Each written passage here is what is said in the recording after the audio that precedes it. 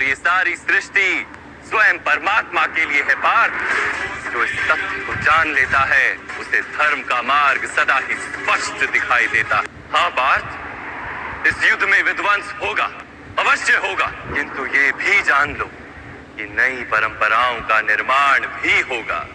पुरानी परंपराएं विष बन गई हैं। हजारों वर्ष पूर्व वेदों ने जिस धर्म की स्थापना की थी वो अब केवल शब्द बनकर रह गई।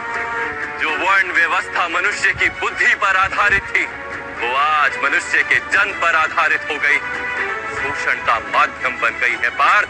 पुरानी व्यवस्थाएं टूटेंगी, नई व्यवस्था का जन्म होगा, पुराना धर्म नया रूप लेकर प्रकट होगा। जिस प्रकार वर्षा ऋतु से पूर्व बादलों से छाया आकाश भी मैला दिखाई देता है और धूल से घिरी मिट्टी भी मैली दिखाई देती है, वैसी ही स्थिति है आज।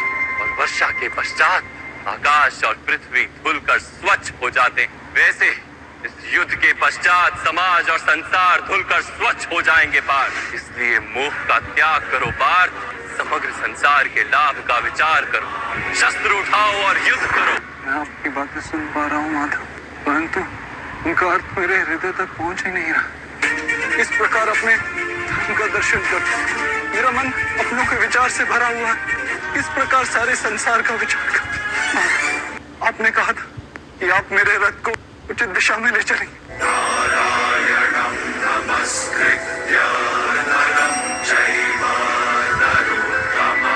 मेरे आत्मा के सारथी बन मेरे जीवन रथ को उचित मार्ग पे ले आइए माँ।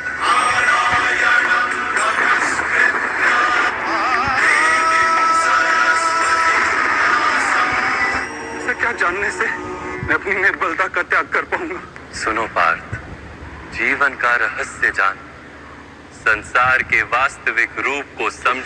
गंगा के प्रवाह में मुट्ठी डालकर निकाली जाए तो कुछ प्राप्त नहीं होता, किंतु उस हथेली की अंजलि बनाकर गंगा के प्रवाह में डाली जाए तो गंगा जल मुख तक पहुंच पाता है।